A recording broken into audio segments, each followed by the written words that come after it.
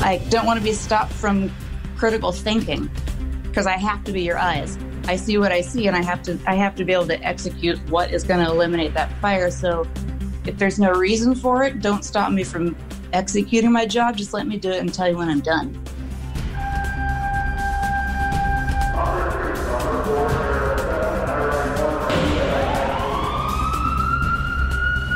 From Los Angeles, this is Code 3, the Firefighters Podcast, hosted by award-winning journalist Scott Orr. Code 3 features interviews with leading members of the fire service, discussing firefighting strategy, tactics, and other topics you need to know more about. Now, here's Scott. That's right, and I will not let Parkinson stop me. Welcome back to another edition of Code 3. You are listening to the show for and about firefighters. Let's get started. Sometimes we make things more difficult than we need to. For instance, we develop a course of training, then we insist on dictating every move firefighters make once they master it. The bottom line usually boils down to this. Put the wet stuff on the red stuff and the fire goes out. More wet stuff applied faster puts the fire out faster. This is essentially taught on or about day 1 in Firefighter 1 classes. It's certainly not all the probies will learn, but the rest builds on that foundation. And with experience, they'll use their own judgment, which we assumed was sound when they graduated, to guide them. So why do many officers micromanage their crews? After all, wasn't the point of training them so that they could do the job? I've always hated being treated that way, and conversely, I have loved to be able to point the man at the job and count on him to get it done. My guest today, Kaci Corrigan, advocates for that same attitude. She's a lieutenant at a department in Northwest Pierce County, Washington. She's been on the job there for 13 years. She deals heavily with training, including instruction in fire behavior, strategy and tactics, nozzles, hose streams, and tactical ventilation. She's an instructor with First Due training in Washington State, as well as an adjunct instructor with Fire by Trade. And Kaci Corrigan, welcome to Code 3. Hey, thank you, Scott. Thanks for having me. You wrote an article based around the concept that once firefighters are trained, we ought to allow them to just do the job. What in your experience suggests that this obvious idea isn't actually happening? Well, I would definitely have to add the caveat that they need to be trained well and not just trained, and we have to keep reflecting on that just over and over and over again. Is the level of their training what it needs to be, and are we doing it right? I think one of the biggest indicators that maybe just allowing people to do their job isn't happening is the level of micromanagement that takes place. And you're talking about micromanaging by company officers or by chiefs or what? All of the above, I suppose. All right. The thing, though, is that fires get put out by micromanaged fire companies every day. So why should we spend the time worrying about change? I don't think the fire going out can be a gauge for a successful operation, because the fire is going to go out anyway. So we can't use that to measure if we need change or not. We have to question, are we making the fire worse by what we're doing with micromanagement? Are we allowing people to do what needs to happen fast enough? Are we even willing to accept that there might need to be a change? But what we need to recognize with micromanagement is that there's got to be a reason for it to have been there to begin with. It doesn't exist in the void. If people are micromanaging, there has to be a reason. And so that's another reason that there has to be time spent on the change. I think it's a symptom of much bigger problems. We have to figure out what those problems are. If you're my officer, do you not trust me to do the job? If I'm your officer, do I not trust you? Do I have to be in control? Am I so vapor locked by some sort of complex radio algorithm that I have to just check every single box on that as your officer instead of focusing on what my job actually is? Am I applying those algorithms where they don't need to so that I can sound good on the radio? Do I just have to be in control? Or have I not trained you enough? But the more time we spend on the radio with micromanagement, the less time we can actually do our job, and that's both inside and outside the building.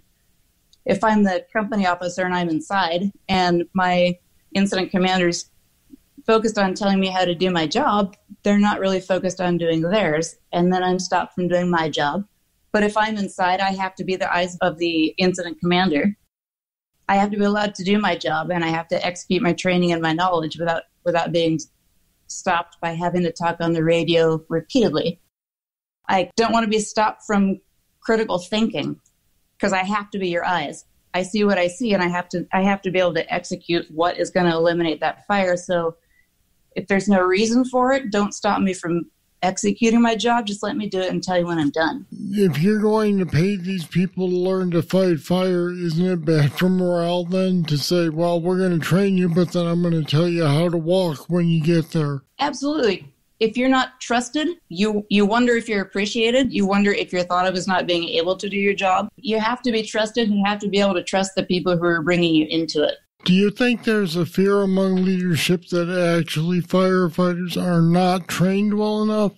I do think there's some of that. I think it can be founded and unfounded, both. I think there's also a fear of sometimes leadership maybe not being confident that they know the job enough to have taught you well enough, whether consciously or subconsciously, or there could just be a fear of, I don't want to kill my people. So if they're not trained well enough, am I putting them in a situation where I might harm them? I might harm somebody else. Sometimes those fears are founded, but if they are, and if we recognize it, then we have to ask ourselves, how do we fix that? And where does the onus for that fear lay? Well, now that's interesting to me because I was originally assuming this was an ego-driven problem. You know, I know better than you, so I'm going to tell you how to do it. But you're suggesting that it could actually be fear that things are going to go south and then somebody's going to have to take the responsibility for that. I think that that's part of it, but there's also quite a few different reasons, and ego is a huge one of them. And weighing, I guess, ego against arrogance, ego is a must. Arrogance is a problem, and that's where it comes into, I do know better than you. I can't be asked questions because that means you're questioning me. Or if you don't have the answer to a question, or if you don't know how to do everything all the way through and be able to show that to everybody all the time, you can be worried that you look like a lesser leader or look like you don't know your job. And we're terrified to admit that we don't know everything, and we're terrified to be fallible. It's time for a short break from the interview. I've been doing Code 3 since 2017, interviewing members of the fire service about topics important to you. We've discussed leadership, strategy and tactics, recruiting, health, you name it, and we've done it. And we do it in about 20 minutes, give or take, so you can get the information you need and get on with your day. If you value what you get through Code 3, I'd like to ask you to make a monthly pledge through Patreon. $10 a month would be nice, and it gets you access to the bull sessions. That's more interview material available exclusively to donors, and I'll be stepping up the release schedule on those. But even $5 will help. I know, it's weird to ask for money for a free podcast. And if you can't swing it in this economy, don't worry, I get it. I'm not going anywhere as far as I know. I'll still be doing this show. But if you can, please make a pledge today. Go to code3podcast.com and click on the Support the Show banner. Or go to code3podcast.com/support. And thanks for your help.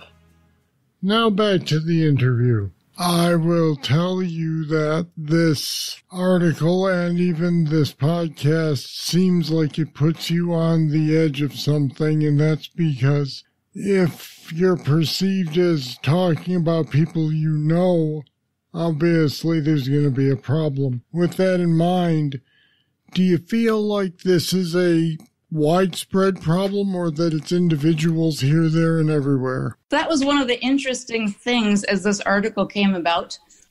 The way it came about was I was supposed to write an op-ed for a class I was taking about writing op-eds, writing opinion pieces.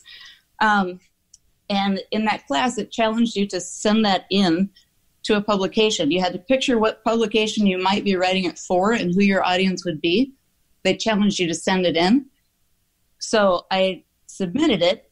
I also shared it with a couple of people close to me. And from there, it just kind of took off because it seemed like there were parts of it all the way through that resonated with people, which made it more and more clear to me that it's more of a universal problem and not even necessarily just individuals spread out. I've had a lot of people get a hold of me from different departments, different size departments, different levels in organizations, different parts of the country, different resources, different everything across the board, saying, this is what's going on. This is absolutely true. This hit me. We're sharing this with our department and that sort of thing. And having gone to quite a few conferences, both as an instructor and a student, everyone sits around drinking a beer after class, and those same complaints or recognitions, or however you want to call them, are universal. People get hyped up because they're among people who totally understand what's going on. And that to me lends itself more to it being a human nature thing as opposed to a even fire department specific thing. I was just thinking about the fact that I've run into this in journalism with various bosses, and it's obviously not life or death, but in terms of the fire department or any fire department, could it be true that maybe inexperienced firefighters are not ready for the big show? Absolutely. And I don't think there's a one-size-fits-all answer for levels of micromanagement. Unfortunately, sometimes it is necessary. But I think that is with experienced and inexperienced firefighters alike. Sometimes it's easier as an instructor. Sometimes I found it to be easier to share information with less experienced firefighters because through no fault of their own, sometimes more experienced firefighters have a lot more layers and teachings and practices that they have to strip away in order to let in new information. We've got so many different academies we've gone to, mentors, instructors, practices, demographics, resources, standard operating procedures, that we all have a different story, and that can be hard to get through. So there are firefighters across the board at any level of experience that may or may not be ready for the big show. So I assume that in 13 years you've seen the kind of new probies that show up change a little bit because you've come through the millennium group and the millennial group and whatever we're on now, iGen. Have you seen that? Has it seemed to you that these people change as a group in how they learn and what they learn and how they need to be managed? I do, but I think it's a good thing because I think they bring in a school of thought. And nothing is across the board, of course. I don't want to generalize, but there's been such a refreshing school of thought where they want to ask the question why. It's up to us who have been in the fire service a little bit longer to be open to those questions and be able to be approachable for someone to ask that question. I need a new person. If they don't understand what's going on or they would like some clarification, I need for them to come and ask me why things are a certain way. I need to be approachable and understand that that's not somebody challenging me and saying that they don't think I know what I'm doing. The information is there and they want the information. We learn so much from each other in that way. I have to be able to answer why. They have to be able to ask the question. And I think there's such a good understanding that comes from that and a good trust that's built in that mindset that it's a really good thing. Do you think that characteristic makes them better firefighters in the long run? I think that a foundation of true understanding of the whys and what's happening will make somebody a great firefighter if that information is used and shared. If you were brought up in the time where you were told, just do it because we say so, and you're told to jump so high and you jump, you must, I would assume, react differently in the field than somebody who's been understood to be asking questions all along. I think there's just such a huge benefit that comes from the understanding of why things are the way they are. I think good leadership ends up being on the individual and what they do with their experiences and their information. I've had some absolutely fantastic leaders that I can't imagine being paralleled. at any point. And it didn't necessarily come from what would be termed a millennial mindset, but their experiences, how they do things, how they communicate, and the trust that they build, and the information that they have, the knowledge that they have, the time they're willing to spend, the empowerment they're willing to give. So I think it remains to be seen. Different qualities in different mindsets make great leaders, but it's what you do with that information and that mindset that'll make you a great leader. How much impact do you think it has on company officers or chief officers that training today may be different than it was? Do you think they believe the training is better or worse, and so then they're turning out better prepared or less prepared probies? I think it depends on the company officer or the chief officer. Honestly, I think it depends on each of them as an individual, because sometimes it's certainly possible that, okay, we've had the training, we've given the training, why do we need more training? Could be a thought process, but there's also a welcoming of company officers and firefighters going out and receiving more training or bringing more training in and sharing that information. All right, so I guess to sum up then, it seems to be an issue that's widespread, but it's an individual problem. It's not a class of people. It's individuals everywhere that may or may not feel this way about how they're going to manage. I think that's fair. And that's where we'll leave it. Kaci Corrigan, thanks for being with me on Code 3 today. Thank you for having me. I appreciate it. You can hear a brand new story about Kaci and a very solid probie facing an unusual fire over at code3podcast.com/support. Kaci has a point about micromanagement. If your people are well trained, then all you should need to do is coordinate. If they aren't, if you're not comfortable trusting them to do the job, then something needs to be fixed. Now, if you disagree, I'd like to hear from you. You can leave your comments on our website at code3podcast.com/micromanage. There are links to more resources there as well. Or if you're willing, I'd like to have your comment on a future show with your voice. Call me at 562-337-9902 and leave a voicemail about your experience. 562-337-9902. All right, that's it. That's all for this edition of Code 3.